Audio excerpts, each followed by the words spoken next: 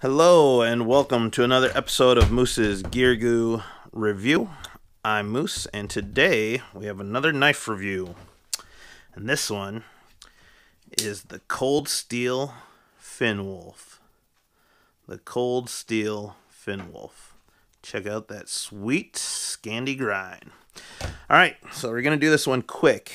The overall length of this knife is 7.8 inches. The blade length is 3.5 inches.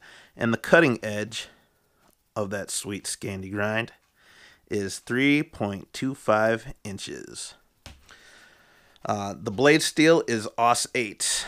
It's not necessarily the greatest steel, but it keeps the knife price down, and it's a stainless steel that'll hold up and is fairly easy to sharpen.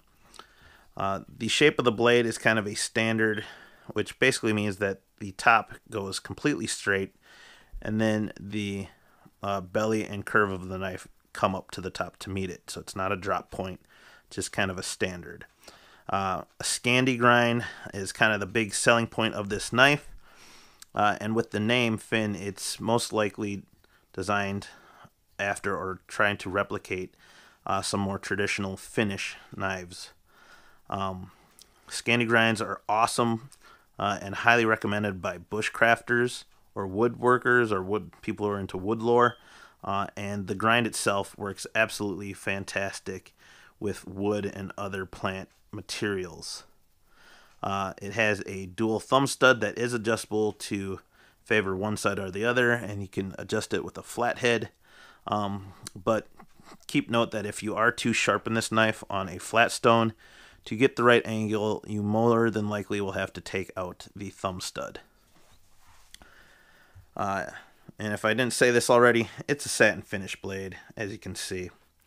The handle is a gray Grive X handle, which is a plasticky feeling material, but it keeps the weight down, and it's still rigid and feels strong enough to hold up to some fairly heavy use.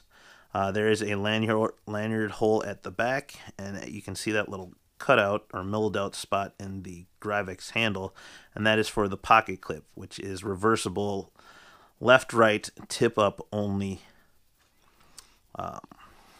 As you can see, has a mid-back lock to maintain the blade open. You push it down, and then it'll disengage the lock. Now, the special thing with cold steels that, for any of you who aren't familiar with it, is they are considered to have one of the strongest locking mechanisms in any folder, and that is the triad lock. So the stock of the blade folds open, and the hammer of the back lock will fall into a pit. So this will go up, it'll meet this bar or this stop pin, but then the hammer will then pinch itself between the stop pin and this little pocket within the blade.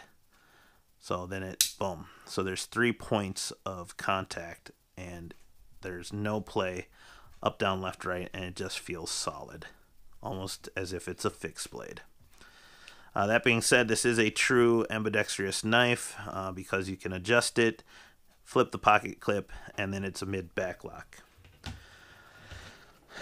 There's no... oh man, what are those called? Well, whatever. It's a plain edge knife. I know you guys will comment and help me out with the word. But we're going to compare it to some other knives real quick. We have the Hunt Series Benchmade North Fork. We have the Bird Raven 2. And let's see. We're feeling funky. We'll just throw this one in. The cat, because I love it. I like cats. As you can see, handle-wise, it's really comparable and actually similar in look to the Raven 2. The blade length is about the same, though it looks like it has a larger cutting edge than the Raven. And the North Fork is just slightly smaller. And this one, I don't know why I brought it out, because it doesn't even compare. But it's a flat grind, and I love this knife. So the cat, you're leaving first. As you can see, blade stock, the Aus 8 blade, looks about the same. Handle-wise, the Cat is thinner. Put that over here. Next up, we got the North Fork. Blade thickness, about the same. Maybe the North Fork's just a hair thicker. Handle-wise, I think the North Fork might just slightly be thicker of a handle. And then finally, one of my all-time favorites, the Raven 2, has a thicker blade stock, and the handles I'd say are about the same. So that being said, I got one last test for this sweet bushcrafty knife, and that is the ugly brown glove test. Now, the ugly brown glove test is a way to see how well a knife works while wearing cloth or bulky gloves. There is some texturing on this Gryvex handle that does provide a little bit of grip, though for these gloves, I think it could have been a little bit more aggressive. There is no jimping on the back, which is fine for most part, but that doesn't leave me with any traction for this glove. With this kind of choil here and guard, as well as this hook on the bottom, I do feel like there won't be much slipping once I grip. So that's pretty good. So, I don't know. Grip-wise, it's okay. Now, clearly, well, not clearly, some people know how to close a lockback or mid-lockback knife with one hand. So we'll do that and then deploy it. I'll tell you right now, this thumb stud feels somewhat slippery with this cloth glove, and I don't have a terribly good grip with my fingers on the backside. But it can be deployed. It's just not as sure feeling as I would normally be used to. And it does kind of snap close because of that back lock. So be careful. Boom. But other than that, it does work.